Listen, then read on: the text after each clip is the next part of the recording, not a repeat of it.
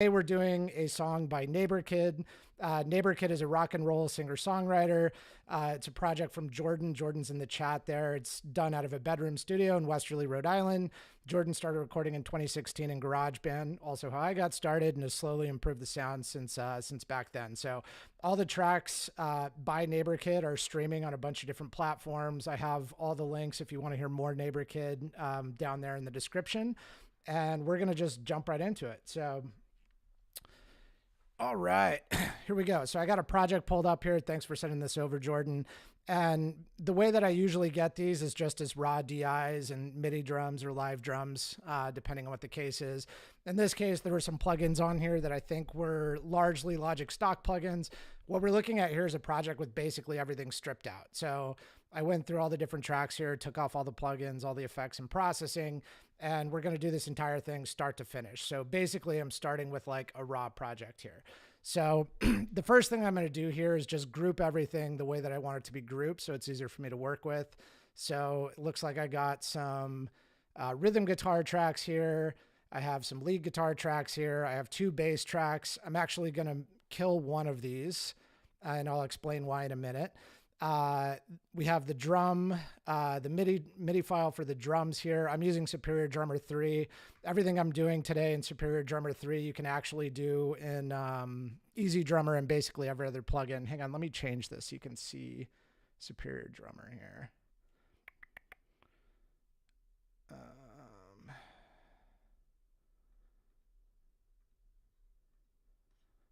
There we go.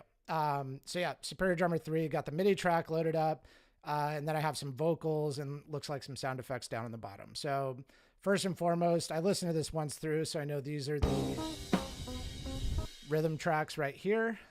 So I'm gonna go ahead and label these. I keep it really simple. And then I'm gonna color code them so I know what the hell I'm doing here. There we go.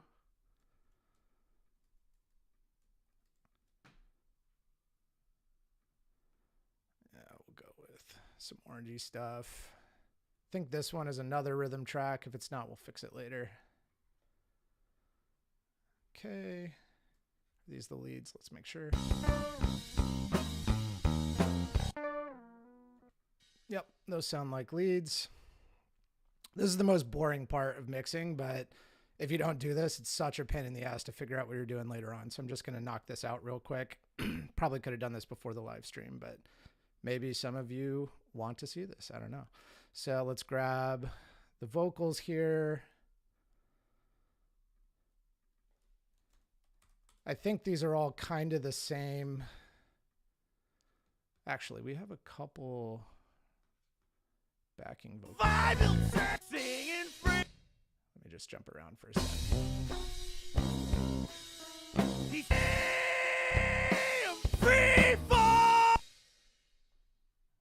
Always the best when you get to hear that. You know what? I think I'm missing some vocal tracks here. Again, I'm just going to close this out real quick. Make sure I got the right file. Yeah,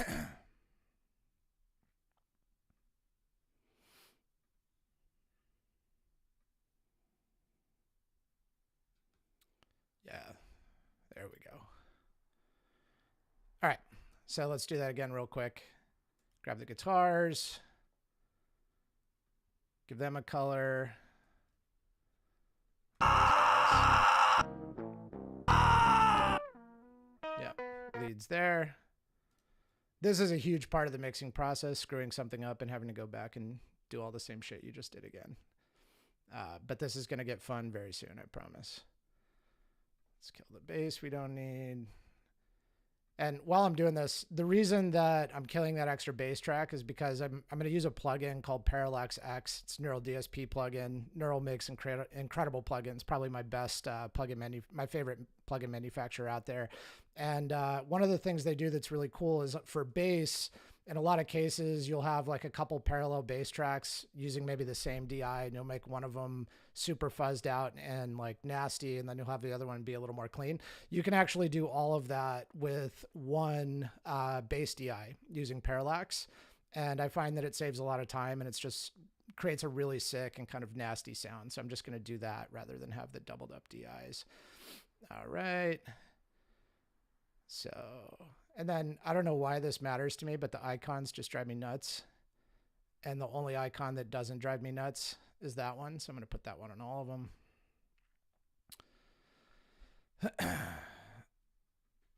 Okay. All right.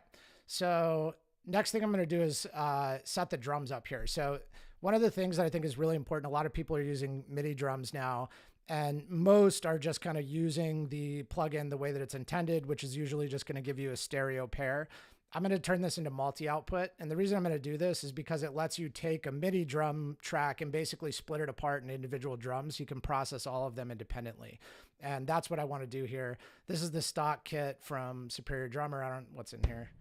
Like some Gretsch, Slingerland, kind of sounds like shit. It's not good for metal. So I love the Death and Darkness expansion pack. If there's something worth spending money on, it's definitely Superior Drummer 3, and then also the Death and Darkness expansion pack. If you're making money or music like this, this is definitely the one to use. So I have a kit that I've already made here that I really like. We have a Black Beauty, which is the snare I play in real life, some Gretsch toms, and bunch of nice sounding cymbals. So now I'm going to go into the mixer, and this is where I'm going to start routing this as if it's an actual drum kit, right? So, and I'm actually mixing live drums. This is going to make a huge difference in the drums not sounding superficial and robotic. So I'm going to go ahead and add a bunch of auxiliary channels here. And then what I'm going to do is I'm going to route each of these mics to those auxiliary channels. So I'm just going to group all the kicks together in the interest of time. Normally I would probably process the kick mics independently, but like I said, I'm going to try and get this thing done in an hour. So I'm going to do the same thing with the toms. There's not a lot of toms in this song, so I think we can just process all the toms together. And then let's see, I'm going to do the close mics on the cymbals all together. And if there's like, you know, an audiophile engineer in the audience, they're probably hating what I'm doing right now, but I actually think that it doesn't make much of a difference. I'm just going to throw all this stuff together. The other thing I'm going to do is I'm going to turn all of this crap off. So when you open the plugin up, it has all this like built-in processing that Superior Drummer thinks is the right processing for these drums. I think it sucks. I'm going to just turn all this off and do all of it myself. Let's see, get all these guys out of there. And these are buses. I'm going to do the same thing here. I just don't want any of this stuff in there because what I really want is I want to get a clean slate that is as if I'm mixing live recorded stuff. And let me figure out how to label all this stuff down here now. So each of these channels corresponds to one of those outs that I just routed. Let's see, snare, hi-hat, toms. Just call that cymbals, overheads, and rooms. And if I did this right, let me fix these up real quick. And then if I did this right, we're going to be able to see that these ambient mics, which are the room mics in the actual DAW, are receiving channel 13 and 14 from Superior Drummer. So let me just clean this up.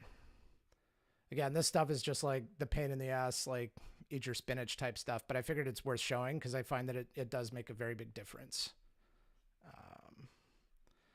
Okay. All right, let's see how we're doing here. I'm going to make, if you're not seeing anything, just give this 1 second. I'm just going to bring these channels in. And I just did a video on YouTube that shows you exactly how to do this too, if you want to check it out. All right, so now we have all of our drums coming out to independent channels here.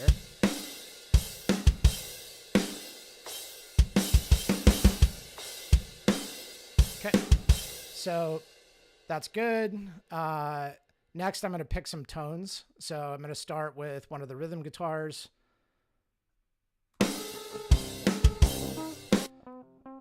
Okay, and for this, I'm going to want to, since we have 2 rhythm guitar tracks, I'm ultimately going to hard pan them. And I want to find 2 complementary amp sims. So I want like kind of a crispy, biting type of amp sim, and then I want something a little woodier so that when I pan them, they sort of balance each other out. So let's start with a JCM. Some of these riffs remind me of a little bit of like the Best of Every Time I Die type riffs. And Every Time I Die is usually running things through a JCM. So I'm going to use a Marshall amp sim here. I'm using one from Bogren Digital. Bogren Digital makes really great stuff. Definitely an amp sim that's worth your time. So let's see how that sounds just right out of the box. All right, sounds pretty good. Bump that up a little bit. I want to get rid of the effects. I think we'll leave the pedal. And I always use an IR, an impulse response for the cab that's not the stock IR. And there's some really good ones out there from York Audio. So this York Audio IR that I'm pulling up here is based on, and it's an actual Marshall 4x12.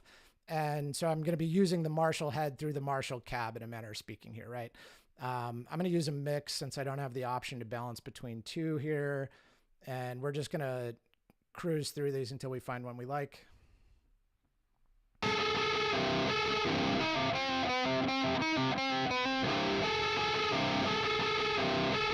That's closer. Ooh, I like 3. Yep, 3 is the one. That sounds like it's probably a 57 and a 121. All right, starting to get there. Let's get the tone going on our second guitar. And to balance this out, I'm going to grab a 5150. So I'm using the Nolly plugin from Neural DSP. Most of my shit is from Neural DSP. They're just totally awesome. And the third amp in here is based very faithfully on a 5150. I think they did a really good job with this. So I'm going to use this one. I'm going to bring the gain down just to dial the tone. And that Marshall was really bright. I'm going to make this one a little bit darker to create some balance. This setting here, like when everything is dialed at like 1 or 2 o'clock on the bass, mid, and treble, this is like always great on a 5150. So I'm not going to waste a bunch of time here. Beef up the low end with some resonance, and I might just go all the way on the presence because this is not a super present amp.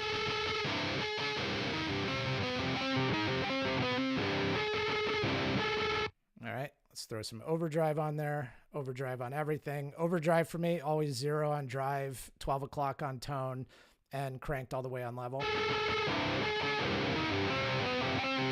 All right, we're starting to get there. The reason it doesn't sound crusty enough is because we got to get the impulse response on there. So this dropped on my other screen here, but I also, York Audio has an impulse response for the 5150 too. So I'm going to have basically a Marshall half stack and a 5150 half stack on the other side. And I'm going to grab, let's see, a 57. It's a little bit thicker, which is what I want. And then I'm going to throw a 121 on the other side. The Royer just does a good job of like adding some woodiness and some low end to this. And this song should have like a thick low end. That, like I said, this kind of reminds me of Every Time I Die. Some of the riffs a little bit knocked loosey. Both of those were produced by Will Putney. And if you listen to his stuff, the low end is like massive. He's not scooping it at all. All right, so let's see what these sound like hard panned.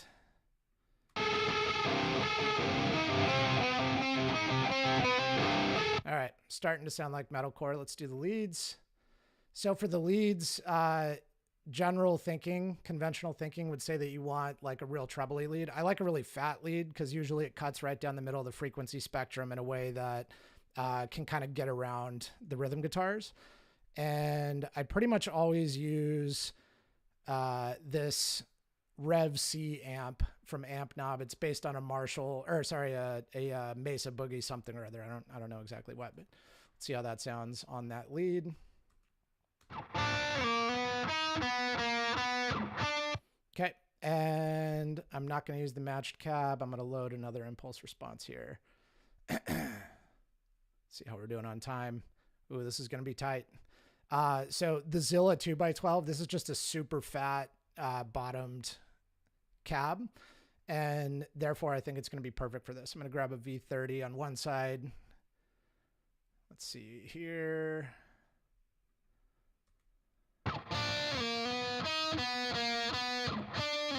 Yeah, that's thick the way that I'm looking for here. All right, let's hit the other one. I'm going to use the same amp, but a different cab. So that's a good trick. Anytime you're mixing with guitars on either side and you're using the same amp, just use a different cab and it'll give you enough of a difference in sound that you kind of get some thickness.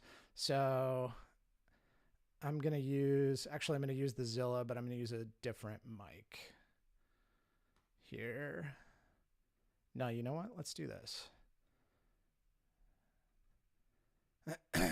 Instead of the V30, I'm going to do the 75 on the other side, and we'll do a 121.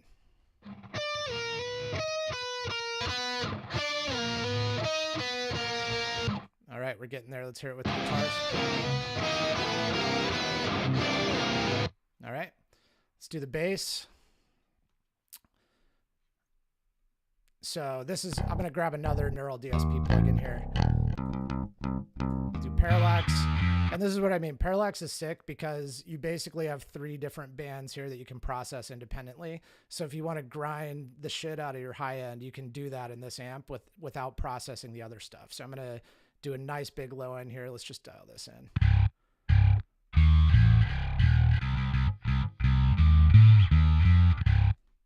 Certain context. Okay, starting to get there. Bring the mids up a little bit. And so you can get really grindy on the mid here. And then I want this to be cutting through. Let's hear how this is doing at the high end.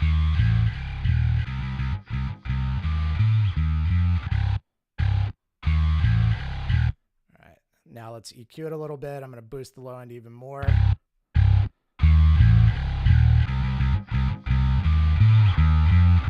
Give it a little bite there. So this 1100 boost, that's going to help it cut through the rhythm guitars. Let's see if it's working.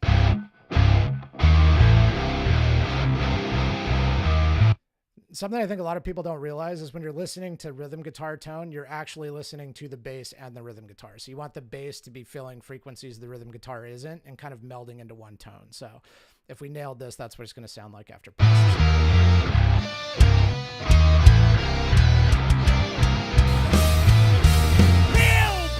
All right, so we haven't done anything to these tracks yet other than pick the tones. And I think we're already starting to get a little bit closer, which is as it should be. So I like to get my tones all out there before I start messing with them because, you know, that way, I think the biggest mistake you can make is over-processing with this kind of music. So I'm going to really consciously try not to do that, which is why I'm spending all this time up front on the tone. And I think, of course, we're clipping, love clipping. Let me turn this down a little bit so that stops.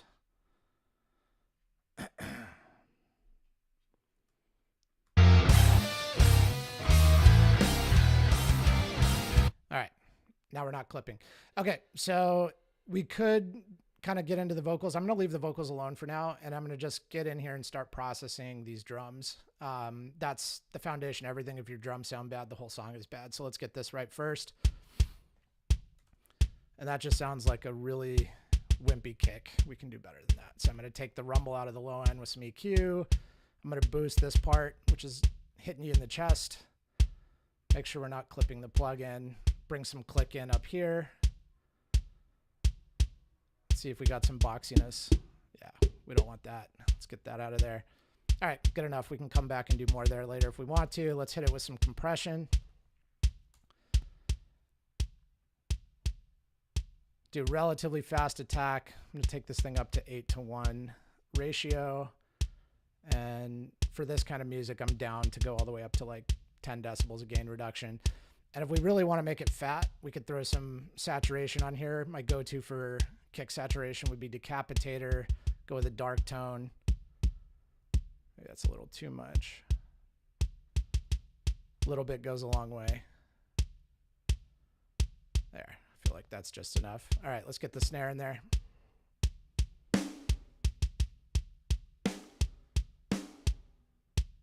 I'm just grabbing a part of the song I can just loop over and over again while I'm working this stuff out. So let's get all the rumble out of the low end here. This part is where the fat in the snare lives. Obviously you don't want it all the way up here, but right here is nice. I think like 1 or 2 decibels right there is quite nice. I'm going to try and catch some of the actual snares on the bottom of the drum. That's usually in like the 4 to 6K range here. So we'll get some of those. See, got some shit in there that I definitely don't want. And then I like to throw an air shelf on the snare too, just to really get the crack. This kind of music should have like huge drums. Can't have wussy drums here. One way to really make it cut through is with an air shelf.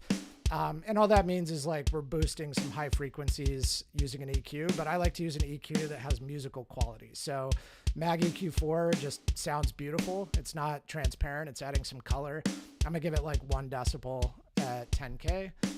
All right, let me just group my cymbals together here. Let's see. Why are we not getting cymbals?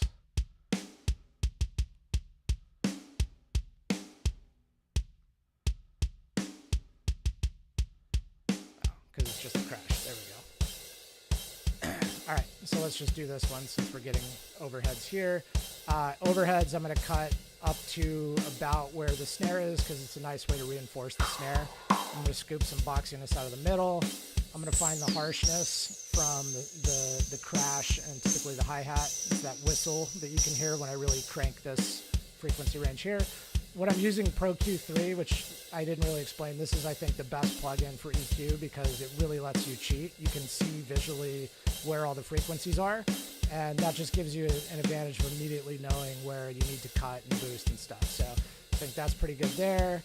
I'm going to give this an air shelf too, and just listen to what happens to the cymbals here. I love what this thing does to cymbals. Like, it just puts like that sheen on the top of the cymbals, which kind of puts the drums up in your face. So I like that. If you really want to make it grimy, you can throw some tape saturation on the overheads. So let's see what that's doing here. I actually like that. I'm going to make this tape slightly aged. I'm going to use type 4 on master, which is the cleanest sounding one, and throw some light noise reduction. This NR comp thing is based on the Dolby patented noise reduction that was on all those cassette tapes. I like absolutely love tape compression. I put this on as much as I possibly can. And finally, we'll do the rooms. So I think that we're not getting some of the mics in the rooms that we want. Yeah, it sounds like we're just getting the snare in the rooms. Something I forgot to mention that, you know, now I think this is a good time to mention it, is bleed is a good thing when you're using MIDI drums. When you're recording live drums, you try to cut bleed out as much as you can. Bleed in MIDI drums is great because it's what makes drums sound real. It makes it sound like you're actually in a room, you know, with the drums when they're getting bleed from other instruments. So I'm going to enable the bleed on my room mics so that I get like a really robust room sound here. Especially on the cymbals. I definitely want the cymbals in there. Because good room sound is just going to glue this kit together, and it's going to start to make it sound a little more organic and a little less mechanical. So bringing all these in, I'm just turning on the bleed for all these different drum pieces here. And you can hear it's starting to come through those mics on the rooms now. And then we're going to slam the room mics with compression to just like really put them right in your face, which is what I like. That's what's going to give the drum kit that big aggressive sound. It's cranking the room mics higher than you think you probably should. So got some bleed here. Do the last one. And I'm usually kind of gentle with compression in most areas. The drums are definitely an exception, and specifically the rooms. So I'm going to go with the 1176 compressor, which I have been using and neglected to mention. This, I think, is the best compressor for aggressive music like this. And I'm going to go with a 20-to-1 ratio and just like absolutely crush these. Let's bring it down a little bit. Now let's hear it with the rest of the drums. So now is a good time, I think, to just bus these drums. So I'm just sending them all to a bus so that I can start manipulating the drums with a click.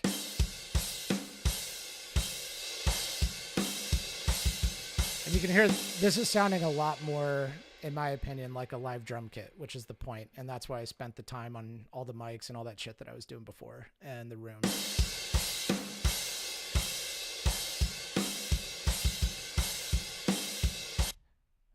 I love using a transient shaper on the snare just to like add, this is basically just making your drummer hit harder. And I usually will go to like, this is a transient shaper. It stretches the transient out, so you just get more of that initial attack. So that's sounding heavier. Let's throw the compression on the snare. Do 8 to 1.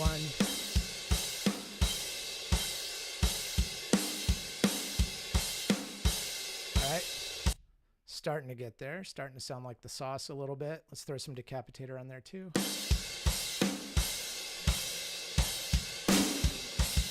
Maybe that's too crazy. Maybe not.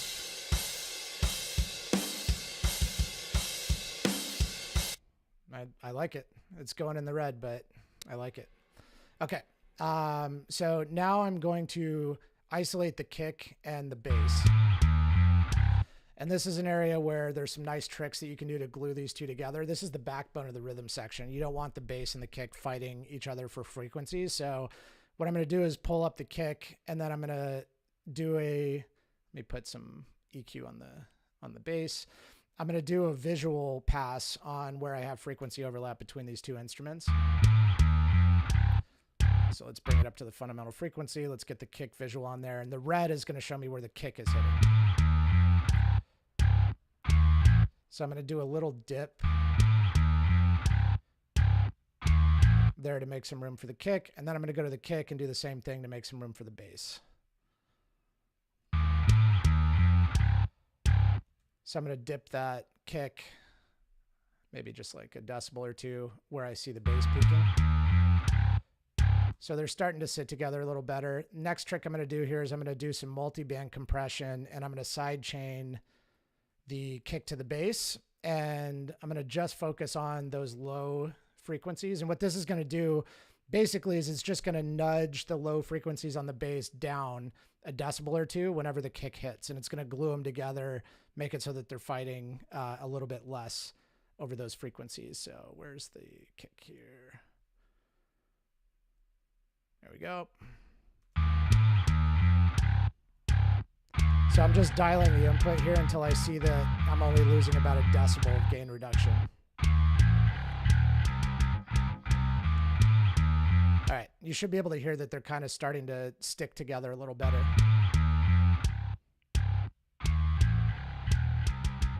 Yeah, it's sounding nice to me. All right, let's bust the guitars, get them processed.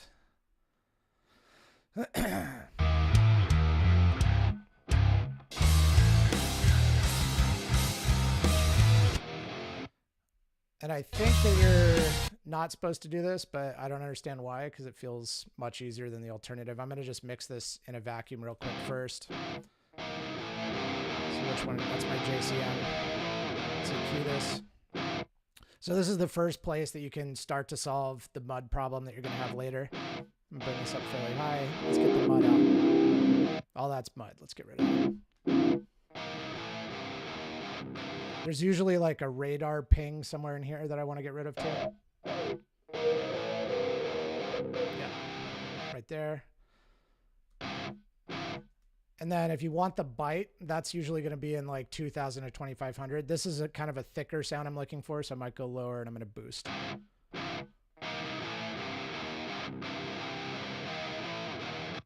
If you wanted to do like a really modern sound, you could do a low pass somewhere around here to take the hiss out. Like this. I actually don't like that. I think that's too polite. I'm going to keep it in. And I'm actually going to boost it a little bit. So we're getting some attitude from that guitar.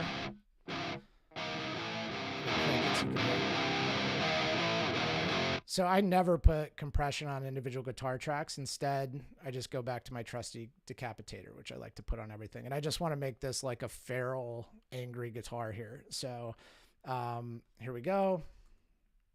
Let's see how this goes.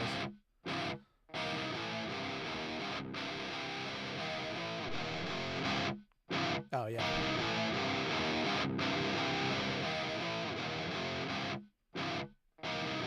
That feels like it's going to grab you by the throat.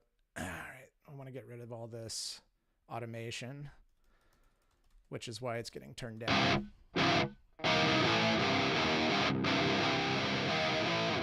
I I think I'm going to throw a transient shaper on here too, just to make that pick attack a little bit stronger, so that we really get the chug on those down picks.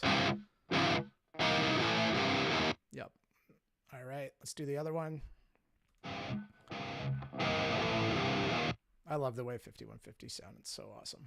Okay, take out the rumble here. Take out the mud. You can hear that like ping in there. I think we're getting some harshness over here too. Let's clean that up. Boost the high end.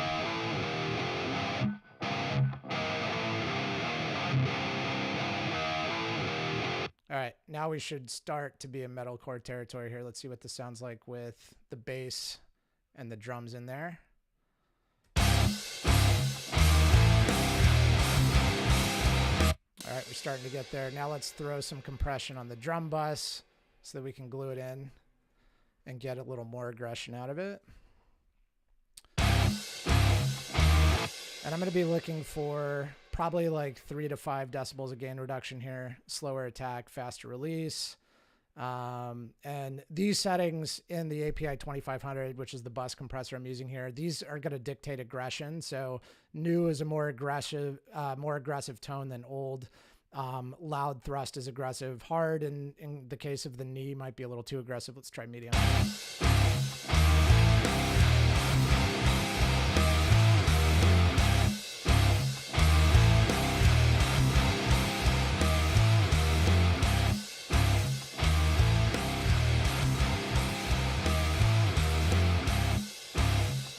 And then another thing that I love for just making really in-your-face drums is a clipper. This just shaves some of the frequency peaks off of the signal, and it creates kind of a musical distortion. It also gives you more headroom because it makes the drums sound louder without actually adding anything.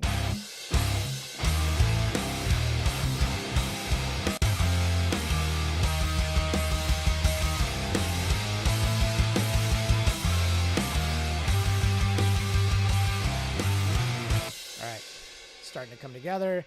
Now I'm going to process the rhythm guitar bus. Shit, 20 minutes. Let's see if we can do it. I'm going to boost a little bit in this like 150 zone. This is like, you know, perennially a mud zone, but I actually think boosting this is nice for this kind of music. You can hear it kind of sticking to the bass. Okay, let's get this out.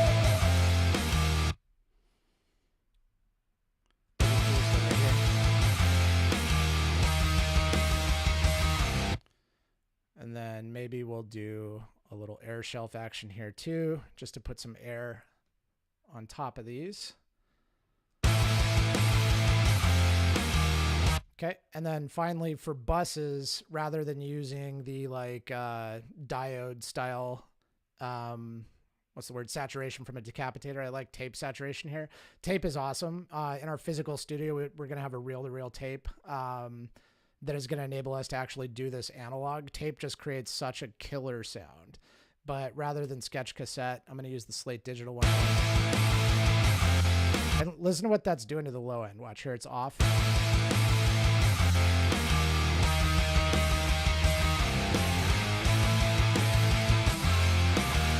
Okay.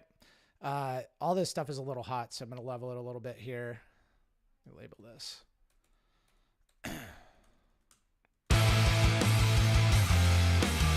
So I'm looking for the rhythm guitars to peak between like 6 and 10. Bass probably 10 to 12.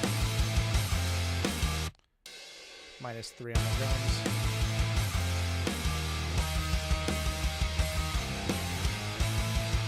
Okay, let's hit the leads.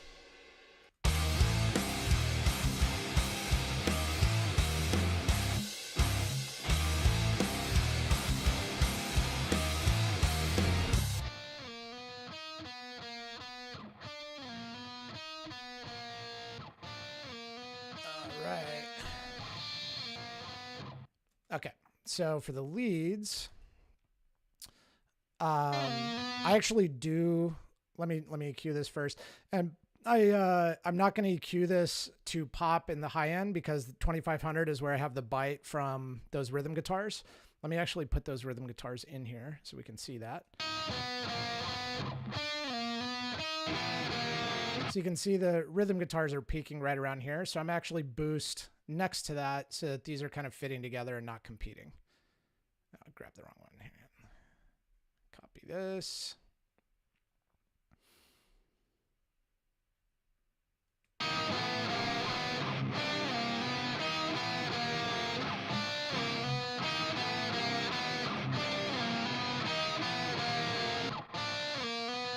That's still way too polite, so I am going to throw some gentle compression here just to keep that lead up in your face. I like the LA3A for this.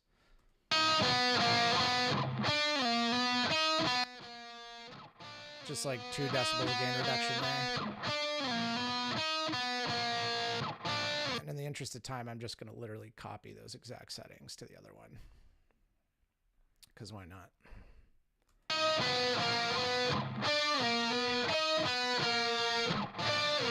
Let's bust those.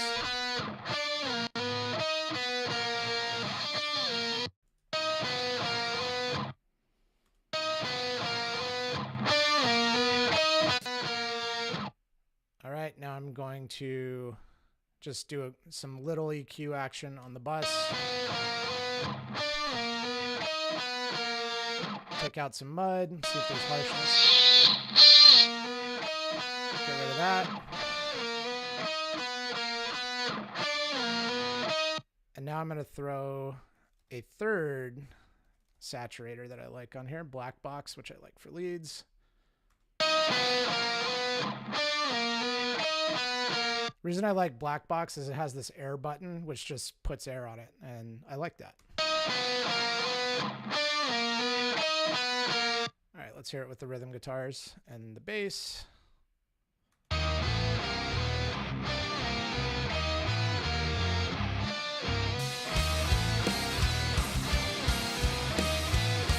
right, I think good enough for now.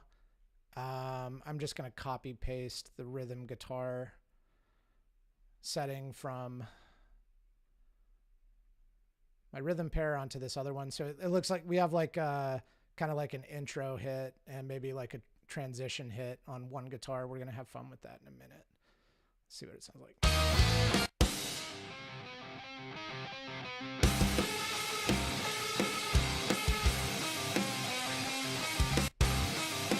If it sounds a little thin, we're going to fix that. We're just we're going to fix that on the mix bus. So now let's hit the vocals.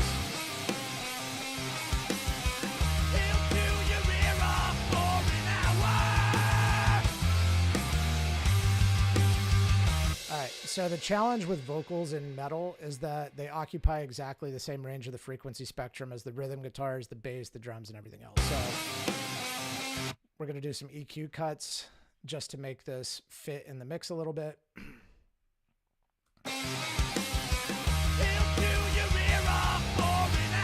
There's always a nasal boxy sound in here. Let's get rid of that. I'm going to put a low shelf over here too. That low end information doesn't really do much for the vocals. Little harsh right there. Bring this down a little bit.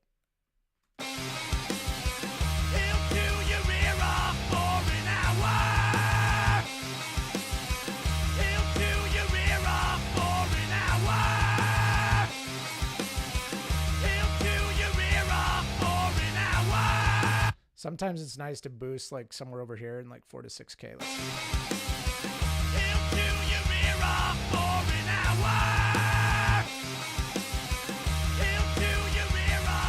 Okay, we'll come back to that in a minute. Let's get some compression in there, and we're going to be aggressive. Do 8-to-1 fastest possible attack. So that's my first compressor. That's doing the heavy lifting. And then I'm going to add a second stage of compression, and I'm going to use something a lot more gooey and analog sounding with the LA2A here.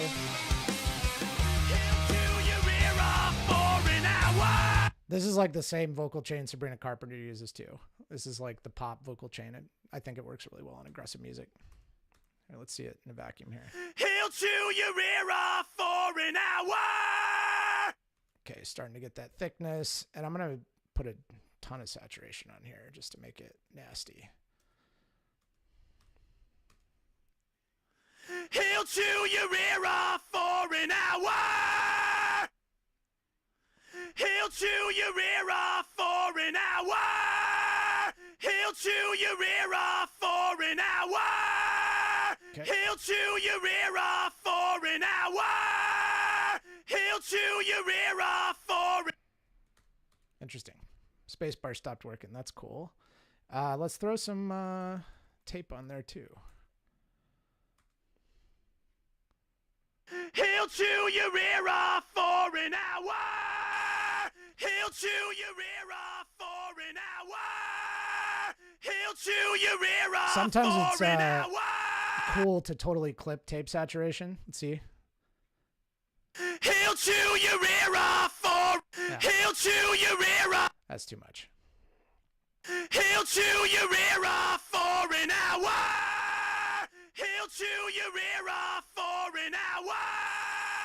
He'll chew your ear off for an hour. He'll chew your ear off for an hour. He'll chew your ear off for an hour. He'll chew. I personally like it. It's clipping, but you know, whatever. So I know that the rest of these vocal tracks are kind of also leads, except for these 4 down here. So I'm going to copy and paste this processing. But first I want to throw some wet effects on here. So when I'm doing reverb, delay, that kind of thing, I always do it as an auxiliary send, not on the actual track. And that gives it room to actually let that real voice shine through before you start hearing the processing. So what's going on with this thing here? All my buttons aren't working, but we'll get through it. So this is Valhalla Verb. This is my favorite reverb plugin for this purpose. He'll chew your ear off for an hour. He'll chew your ear off for an hour. Let's get that dialed in. I'm going to throw a second reverb on here. So my first reverb is quick. My second one's going to be long. And we're just going to play with these to taste. Go with vintage verb again. Longer pre-delay for the longer. He'll chew your ear off for an hour. He'll chew your ear off for an hour.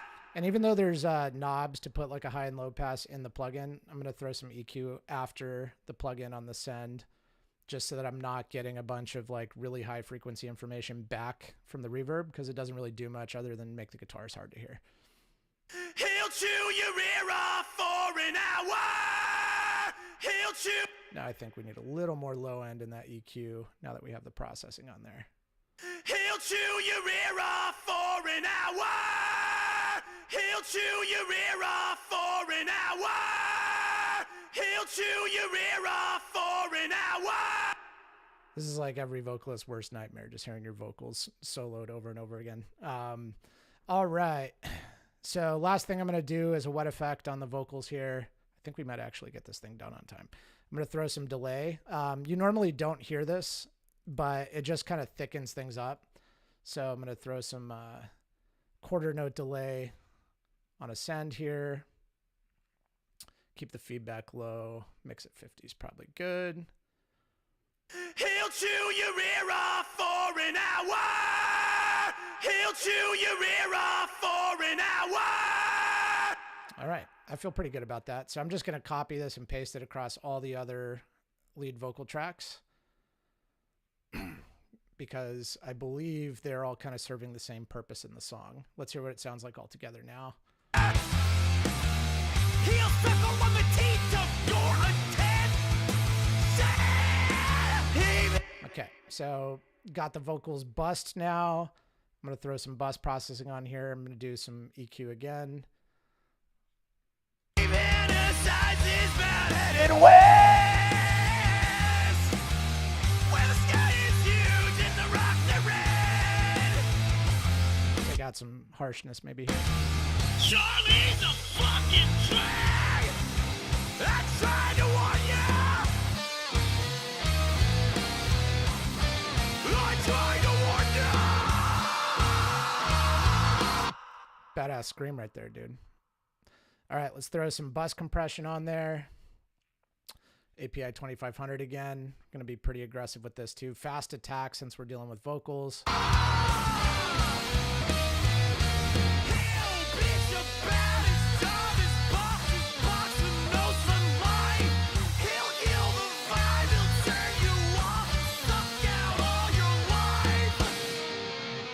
I think I want a little more verb. Let's see.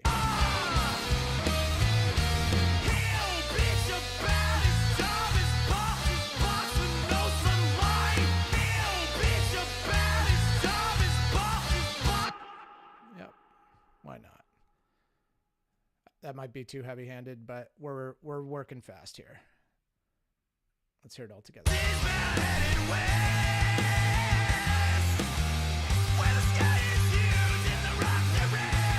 One thing I forgot, very important. So right now the drum hits are perfect and we don't want them to be perfect because humans are not perfect. So I'm actually going to go in here and randomize some time changes that are very slight and also some velocity changes because no one hits the drum exactly as hard every single time they hit it, right? So I'll just do it blanket in the interest of time. So I'm going to do probably a 12 on the timing randomization. And yeah, like we'll do a 12 on the velocity randomization too. So that's just going to create some imperfections in the drum performance, which are going to make it feel a little more human. Charlie's a fucking drag. Okay. Let's do these backing vocals real quick.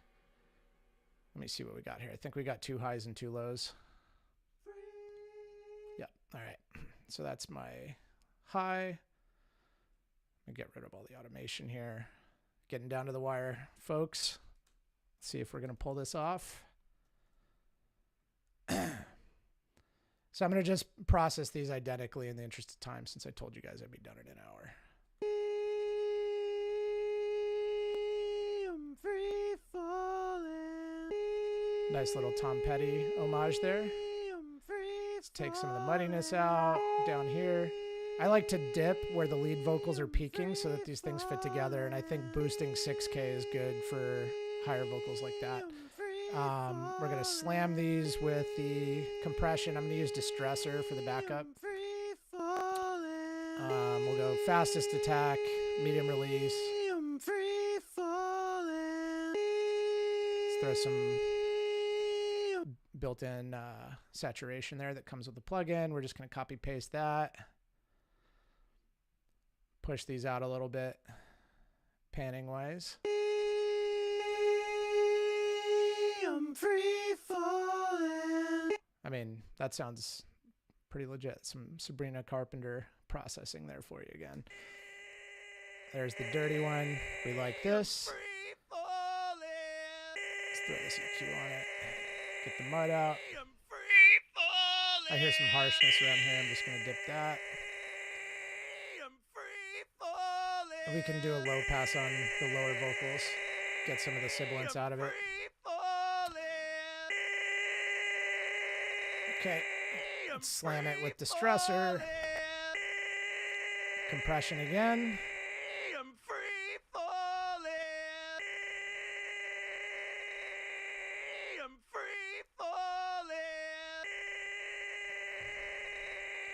All right, let's see what this sounds like all together. Just the backup vocals. Let me bust those together. I'm free falling. I'm free falling. I'm free falling. Coming together.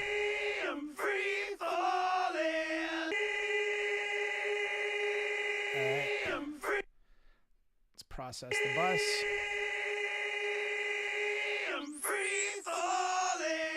So if you want to DS on your own, you can just do a dynamic cut where those sibilants are hitting. So this is only going to push down when we get those S's and T's. I'm free falling. I'm free falling. I'm free. Okay. Starting to sound nice and evil. Let's get some compression on the backing vocals.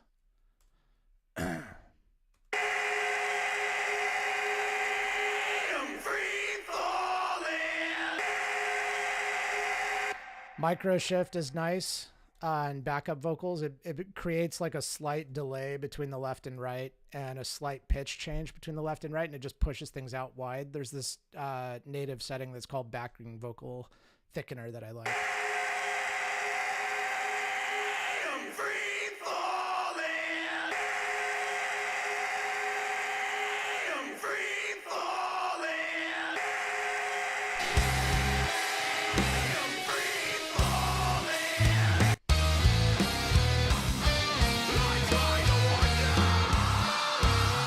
All right, it's coming together. So last but not least, with 4 minutes on the clock, let's hit the mix bus. I'm going to do some EQ, cut out the rumble on the low end, and then just look for frequencies I don't like and dip them out. Got one there. I use dynamic dips on the master or on the mix bus so that I'm not messing with it. Yeah, we don't want that one.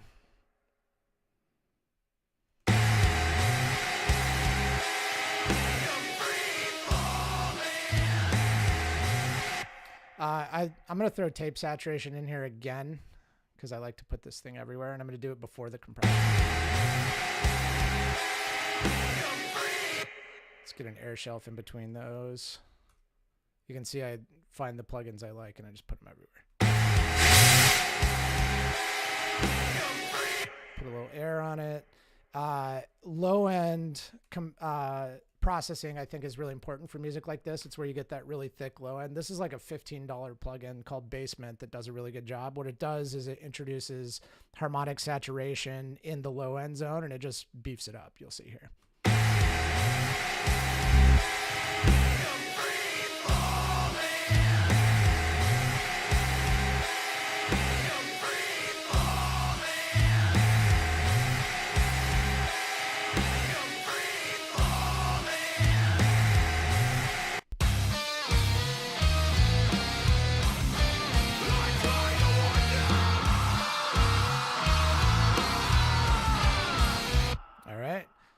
I'm going to throw even more saturation on here. Black box. There's a preset that I quite like called Mix Bus 1.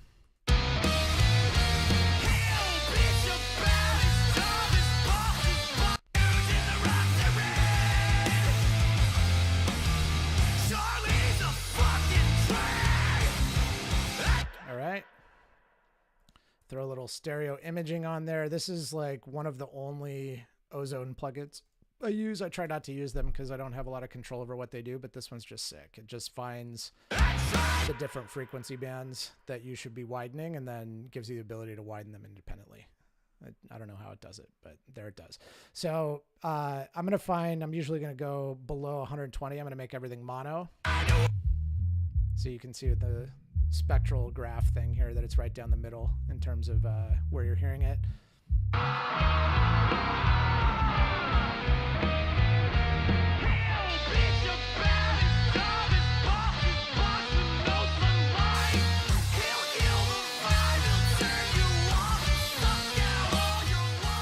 That's really important to the modern metal sound, is getting that nice wide effect.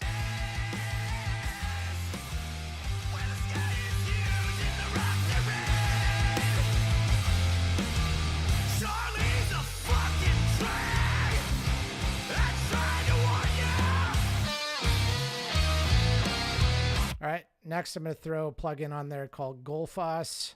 This just does kind of its own on-the-fly dynamic EQ to boost frequencies it thinks we like and cut frequencies it thinks we don't. I don't totally get it, but I always just do this on 15 and 5. So it's recovering frequencies it thinks we like at 15%, and it's suppressing frequencies it thinks we don't like at about 5%.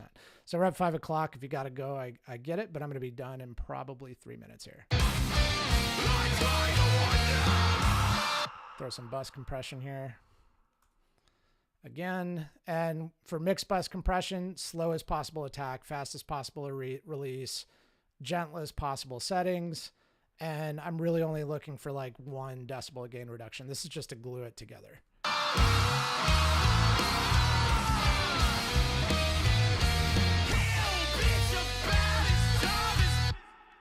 think that snare is brutal enough. We need more snare.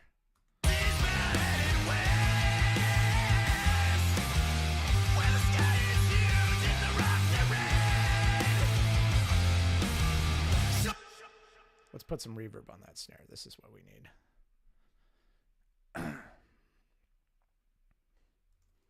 So close, guys, I promise. Thanks for sticking it out with me. Let's get that snare to really pop out.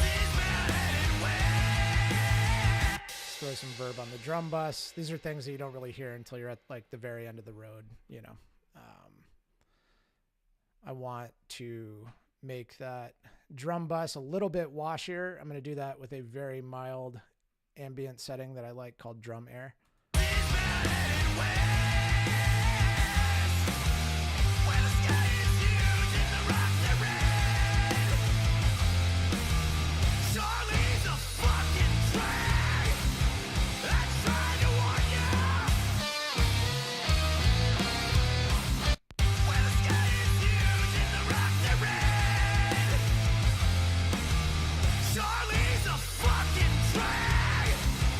One last stage of tape section.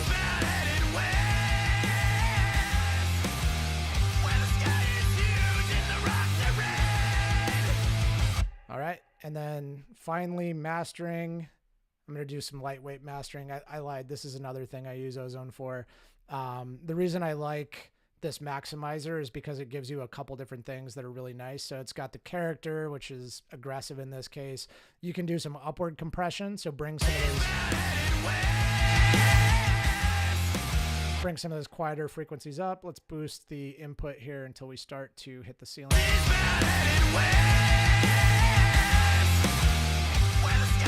This is what's going to make it stream ready. You can clip the entire mix bus using a clipper like I did on the drum bus. Let's throw some transient emphasis in there.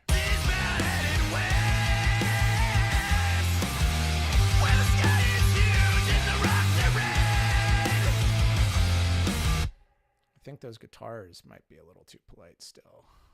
Let's figure that out. And this is probably the last thing I'm going to do.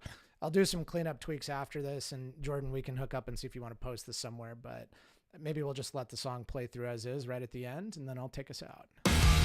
Charlie's!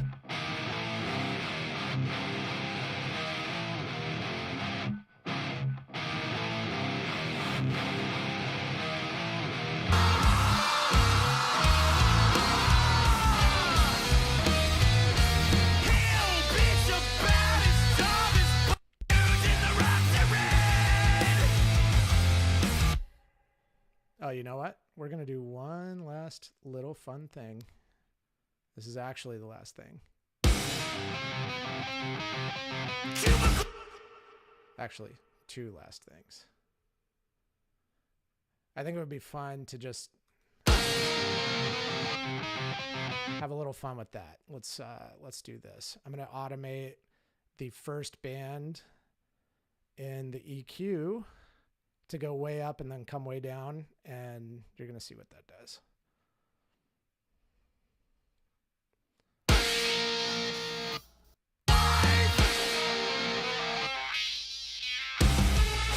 Maybe that's a little too silly. Let's see.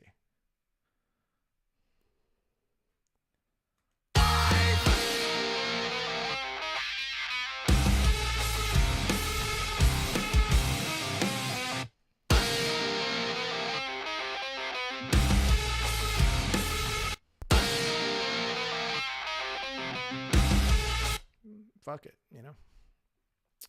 All right.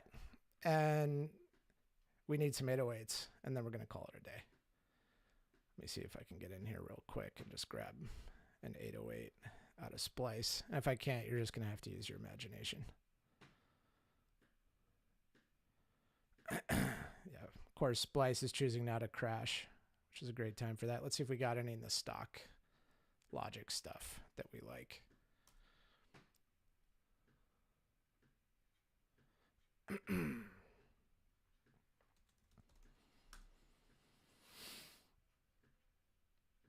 All right, let's see here.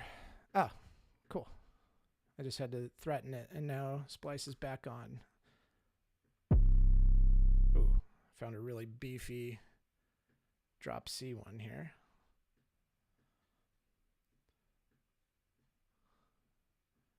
Yeah, let's see how that does. Is that where I want it? No, I want it there.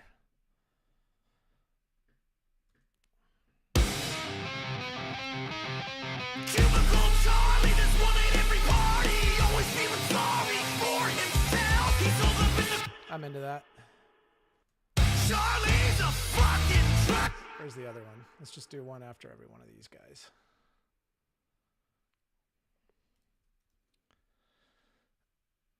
Okay. I think we're done. I'm going to go ahead and hit play. Let's hear what the finished product sounds like. I'll tweak it a little on the fly. Cubicle Charlie, this one at every party, always feeling sorry for himself. He's all up in the corner, talking to him is torture. Don't say I didn't warn you about the cards he's dealt. He'll chew your ear off for an hour. He'll suckle on the teeth of your intent. He fantasizes about headed west, where the sky is huge and the rocks are red. Charlie's a fucking drag. I tried to warn you. I tried to warn you.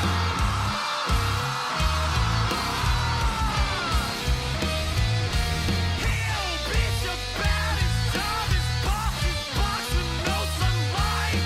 He'll kill the vibe, he'll turn you off, suck out all your life.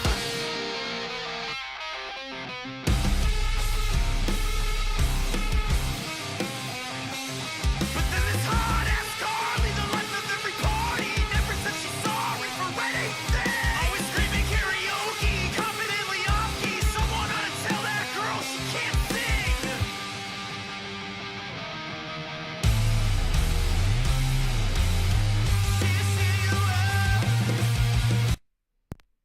Uh-oh. The flash of a smile. The job is Shit, I'm going to have to increase my buffer speed here. Hey. Oh, that's all I got. See how we at do. least for a while. She'll rob you blind of all your power. It's still the object of her affection. Let's ease off of that. CJ's heading home from way out west. Oh boy. Computer's frying. Give it a sec to simmer. We'll see if we can get through the rest of the song. If not, we'll post it later. Hopefully you guys are hearing what we're doing. When the Christmas cheer in a tight red dress.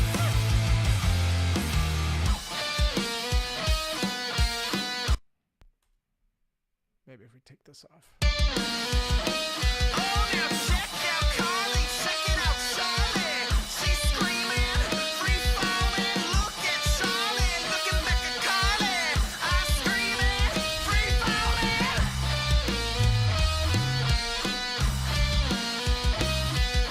Stumbling into his arms for a hopeless man. The mic is charged, she drops it then into his hands, and in a trance he pops his dance. He screams free. I'm free falling. Singing free. I'm free falling.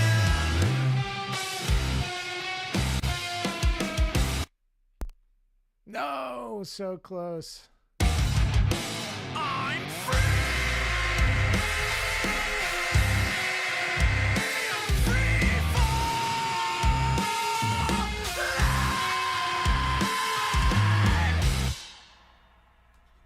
All right. We did it. 70 minutes, not 60. not bad for first try. Thanks for tuning in, everybody. Jordan, let's sync up later, see if we want to put this song up somewhere. Again, if you want to hear more stuff like this, follow me on TikTok, Very Friendly Dave. I'll probably do another one of these in the not distant future. If you want to hear more from Neighbor Kid, and you really should, check out the description. You can see where his music is streaming everywhere. And thanks for stopping by, guys. Catch you next time.